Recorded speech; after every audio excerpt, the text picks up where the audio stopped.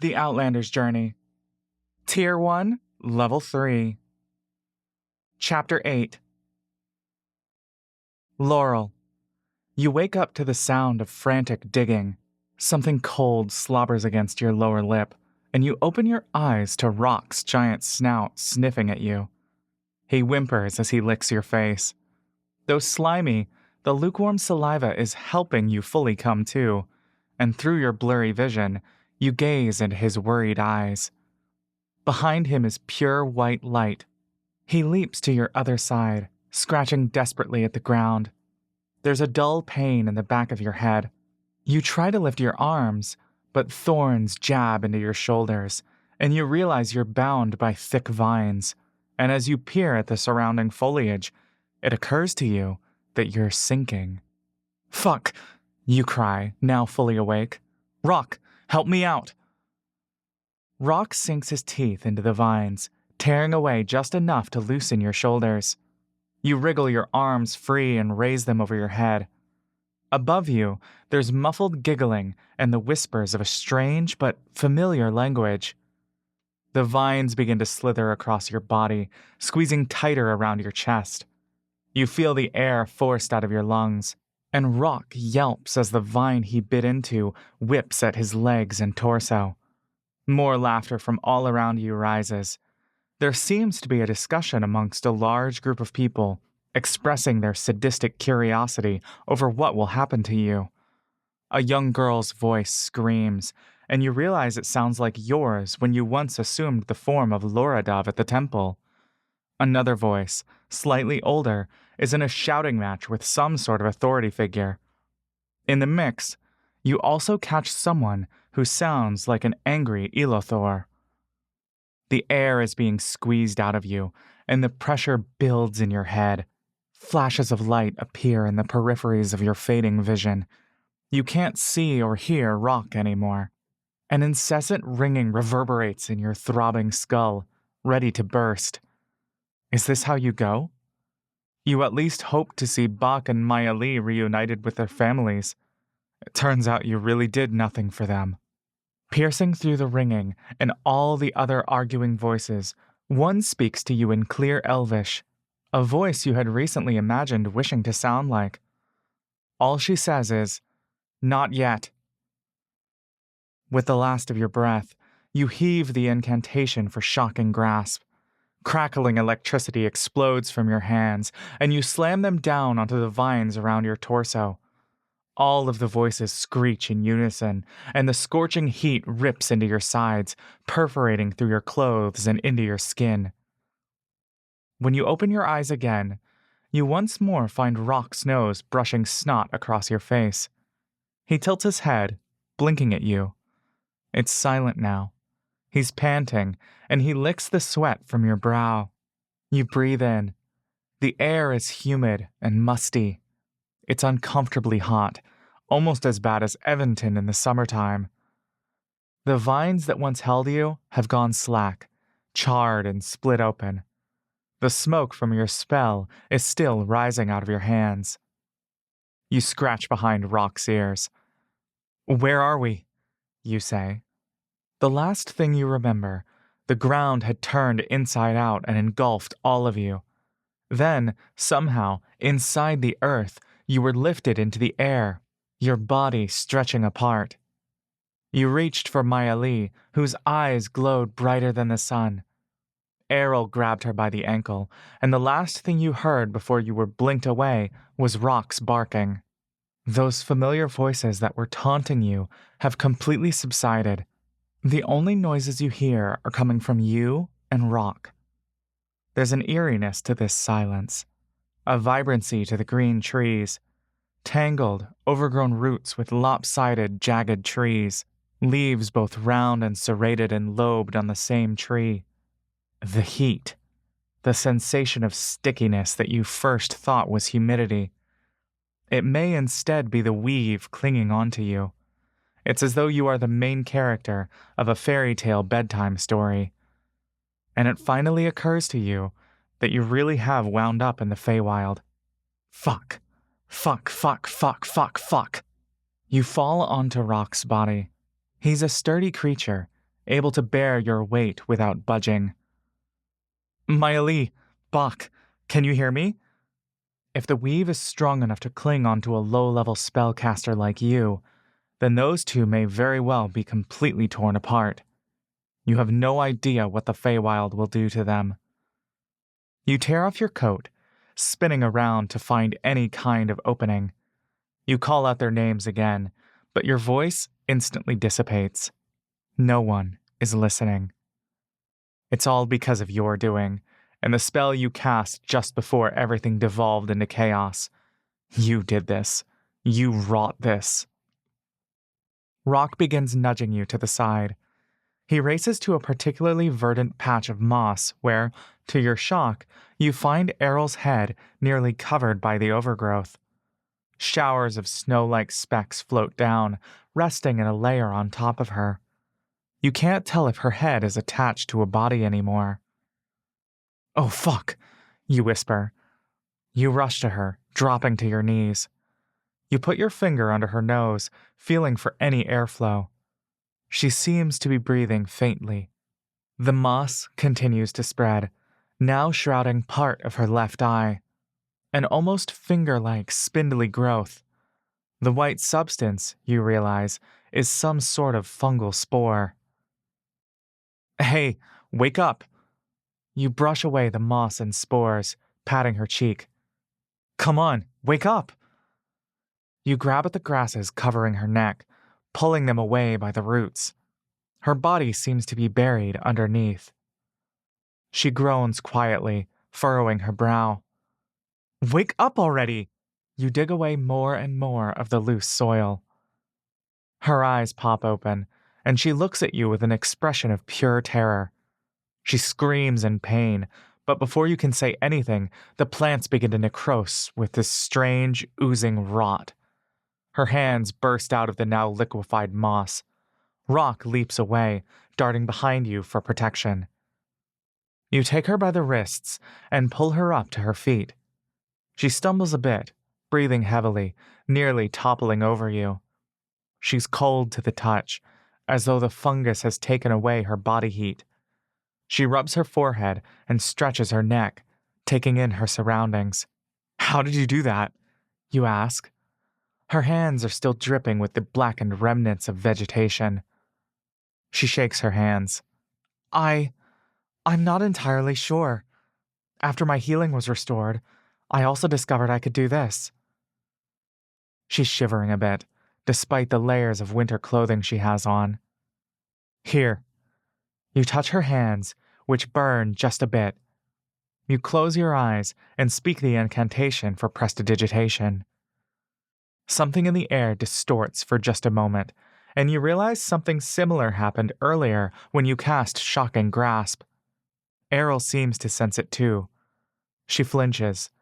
You open your eyes in time to see the rot and dirt and vegetation and spores lift off her body. Color soon returns to her cheeks. "Thank you," she says, breathing a sigh of relief. "But where are we?" "I think we got pulled into the Feywild." Her eyes go wide. "How?" "We need to try to find the others. We don't know if they're in danger, especially Bach and Maya Lee." Errol nods, closing her eyes and breathing methodically. "Okay, let's hurry." She looks around. "Which way should we go?" You take one step forward. As soon as you set your foot down, the ground gives way, and the world flips upside down. You crash onto the ground with a comical splat, and it takes a second for you to realize you slipped. You run your fingers along the ground. There's some sort of familiar oily substance. "Are you okay?" you hear from Errol. From the edges of your vision, she slides into view, nearly tipping over herself. "Why is there grease?" Months ago, in the southern region, you slipped over a similar pool of grease when Maya Lee's spell had triggered wild magic. All three of you slipped and fell on top of one another, to the amusement of onlookers. "I shouldn't cast spells anymore," you say. "What do you mean?" She takes you by the arms, and pulls you back up. Rock saunters to your feet. He sniffs and licks the grease before snorting in disgust. My cantrip just now triggered wild magic. It's too dangerous a risk. If only you hadn't cast Dispel magic next to that flying cat. You should have known. Idiot. Now everyone is in grave danger because of you. Errol sighs. Okay, she says, rubbing her forehead in thought. Stay behind me then. You're entering a panic again. It's bad enough that you're stuck here in the Feywild, but not having spells as an option will severely limit your ability to find those two. Not to mention what will happen to them when they inevitably cast a spell themselves. They might be dead already. Fuck, they're probably dead. Laurel? You hear. Errol places a hand on your shoulder. Breathe. We won't find them unless we think clearly. Sorry. You're still breathing unevenly through your mouth. You can see in her eyes that she's also terrified, but she's trying to maintain her focus in front of you. She must be wondering where Ark is right now. The orcs as well. Errol glances over at Rock and extends a hand to him. Wagging his tail, he trots over to the both of you. She scratches the wolf's ears. Can you smell where Mock is? Mock? He tilts his head with curiosity, and his tail begins to wag even faster.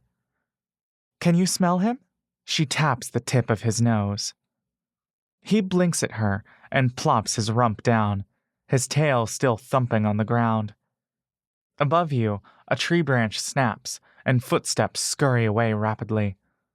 Something's here. Even if it's an animal, there's a chance it's a sentient, talking animal. You shake Errol's arm to get her attention.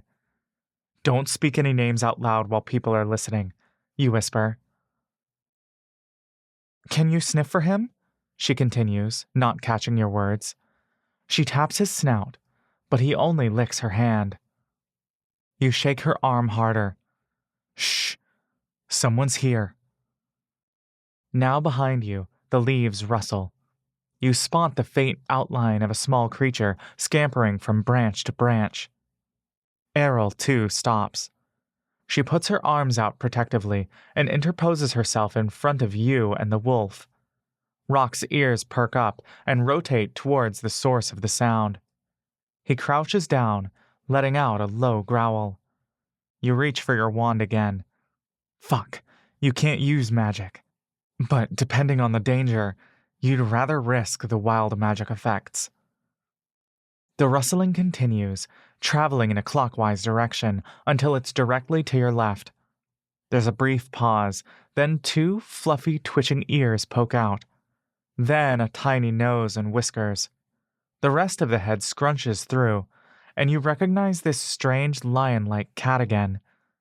In this tropical weather, its long hairs stand out even more. It's you, you say. You did this. A front paw kicks out, and then another. A hind leg squeezes through the narrow opening and slips as it tries to land. The cat tips to one side and falls off the branch, tumbling down before it opens its wings and catches itself. Rock barks immediately and charges at the cat. He stands up on his hind legs, pawing at the trunk of the tree just below it. You only now realize just how long his body can extend. The cat hisses at him. It perches back on the tree branch it fell from, raising its back in a defensive arch. It glances back at you and hisses as well, baring its teeth and keeping its wings spread. It's a tressym, says Errol. Her eyes light up. These creatures are intelligent. They can understand our language. If we can make friends with it, we might know a way out. She takes one step closer, and the cat immediately turns to her. It hisses again. Errol takes slow, deliberate steps, extending her arms and lifting up one finger for it to sniff. The cat is perched just above her highest reach, and, for a moment, it reels back. It paws at Errol's hand. Then, when it sees the steadiness of her arm, It sniffs her fingers. "We mean no harm," says Errol. "Can you tell us a way out of this area?" She reaches into her backpack and fishes out a tiny piece of pemmican, offering it. Rock, still barking, is digging his claws into the tree. You can sense the cat's unease in the presence of such a large dog. You slowly edge closer as well, grabbing Rock by the scruff of his neck. You try to drag him away, but he writhes and thrashes in your arms, his tail slapping your hips. To your amazement, once you pull him far enough away, the cat jumps onto Errol's shoulders as it hisses back at Rock, as if declaring victory. It wraps its tail around her neck like a scarf. "That's right," says Errol, putting the pemmican up to the cat's mouth. "We're friendly." But it isn't paying attention to her. It tucks its feet in and sits upright with an almost regal posture. It stares down at Rock, the vertical slits in its eyes narrowing. Instantly, Rock quiets down and sits obediently. His eyes almost seem to be in a trance. You and Errol glance at each other. She lowers her arms. The cat remains perfectly still. Its eyes shift to you, and you feel yourself suddenly go stiff.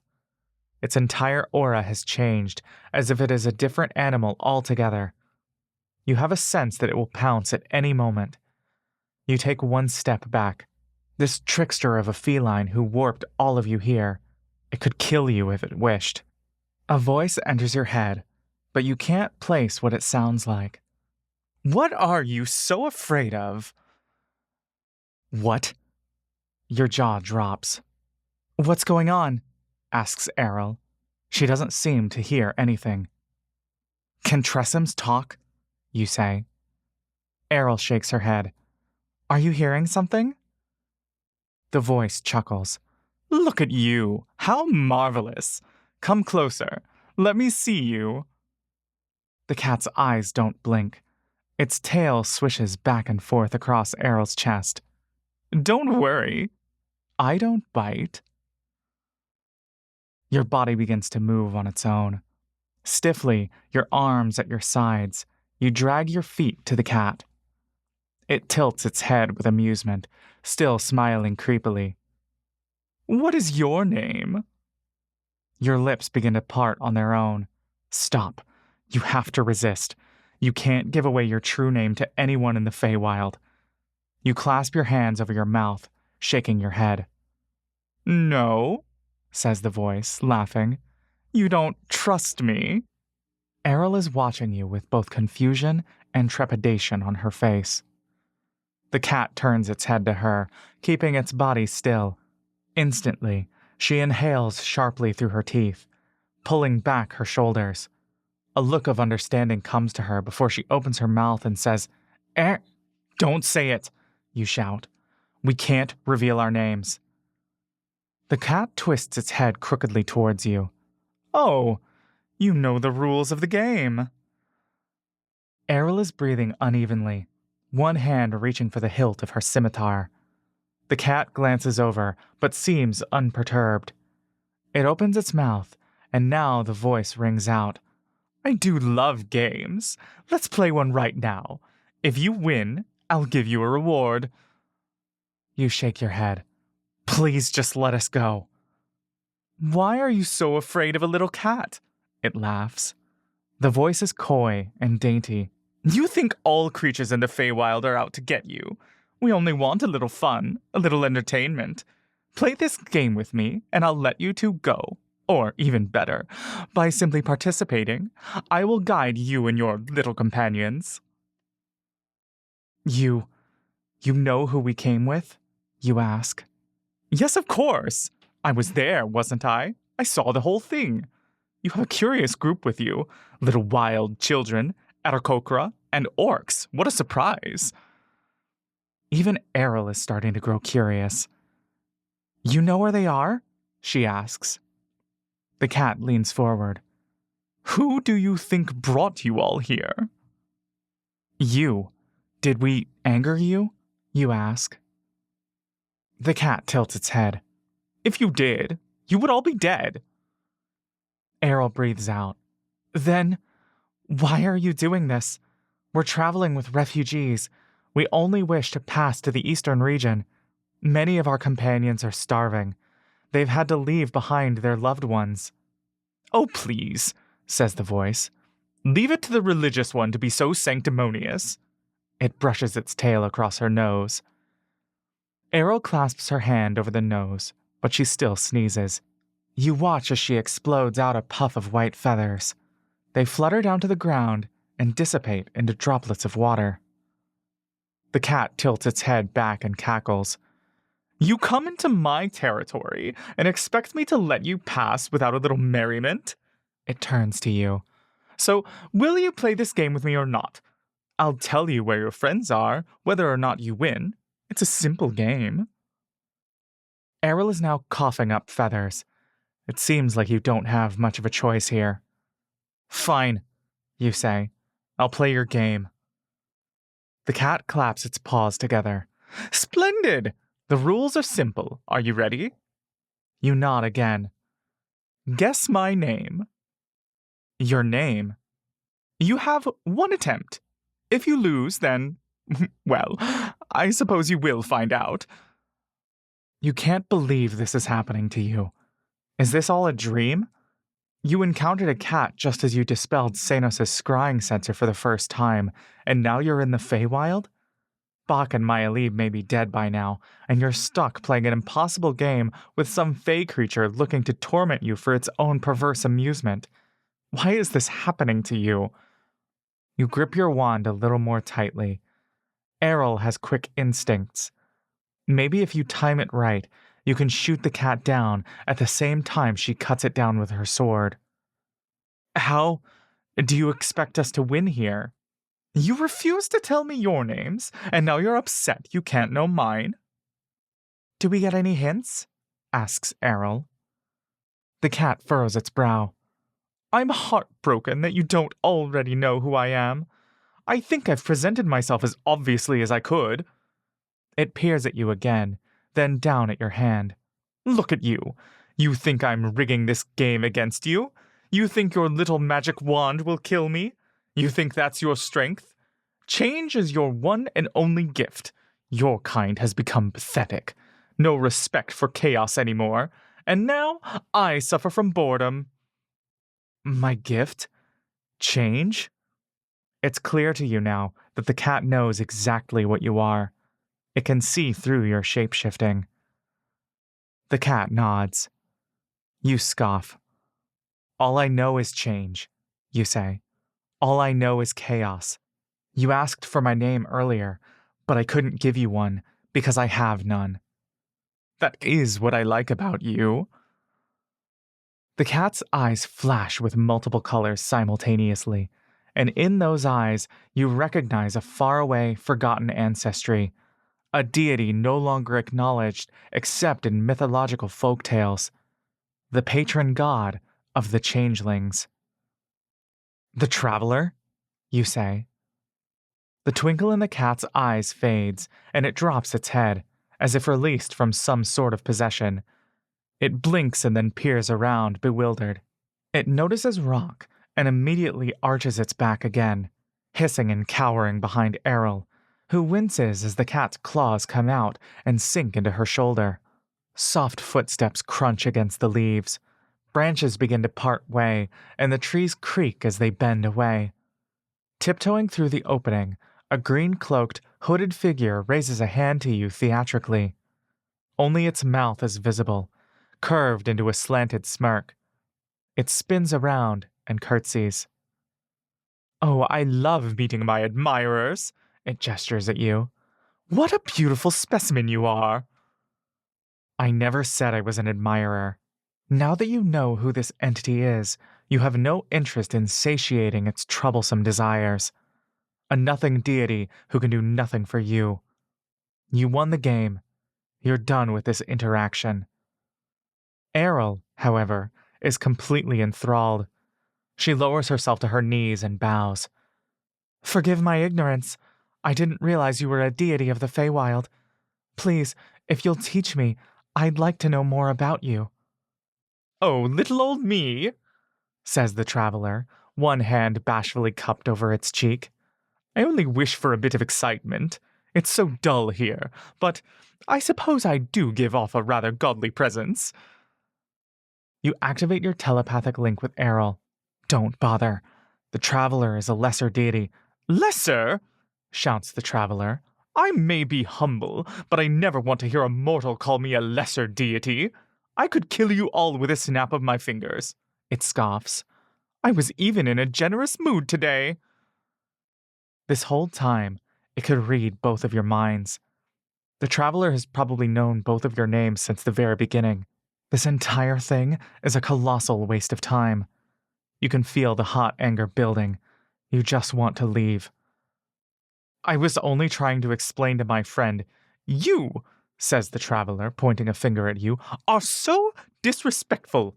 Have you never been taught proper etiquette in front of a god? Your people have forgotten me, I see. The center of your chest begins to burn, in the exact spot that the traveler is pointing, like a single needle trying to drill its way in. Smoke rises out of your clothing, but you only glare back at the traveler. Is this meant to be a threat? After everything you've been through, this is nothing. Bach and Maeli are dying out there, and you're only dealing with a lesser god of trickery trying to fuck with you. Listen, you false god. It's not my fault you fucked off to the Feywild. You complain that we don't worship you anymore, but do you even answer the prayers you do get? The traveler's jaw drops, a hand to its chest. The burning sensation dissipates. I won your game. Now, will you guide us to our companions or not? Unlike you, we don't have infinite time. The traveler stares at you, completely stunned. Then it turns to the cat in disbelief. Can you believe this? I was ready to reward this one for entertaining me, too. The cat meows unenthusiastically. It's been busy grooming itself, as though this is typical behavior of the traveler. Rock, on the other hand, has ducked behind a tree, his tail tucked between his legs. Errol peers at you, shaking her head. Don't squander this, she whispers. The traveler reaches its hand out to you, putting its fingers together, prepared to snap them. Angering a demigod was not how you imagined dying. Then, as if it can't contain itself, it smacks its belly and laughs. All right, I've decided. I like you. It puts its hand on its hips. I don't think I've felt anything close to anger in so long. You must piss off a lot of people. To this, even Errol chuckles. It steps up to you, offering a hand. As promised, I offer you the gift of travel. Travel? That is part of my name, no? You tell me the destination you would like to reach, and I will bring you there. If you're a deity of trickery, then how will I know you can keep your word? Oh, I really do like you, you little shit, says the traveler, wagging its finger. You're a curious plaything to me, you see. You seem to find yourself in a series of misfortunes. Perhaps you're one of the most unlucky people I've met in centuries. Fuck you. For my entertainment, I would like to peek into the little misadventures you go on. Not to mention you can become my ambassador. What do you mean? Spread my name. Make me famous. Is that part of the agreement? The more my name grows, the better off you will be. You'll see someday. I'd like to imagine this agreement benefits the both of us.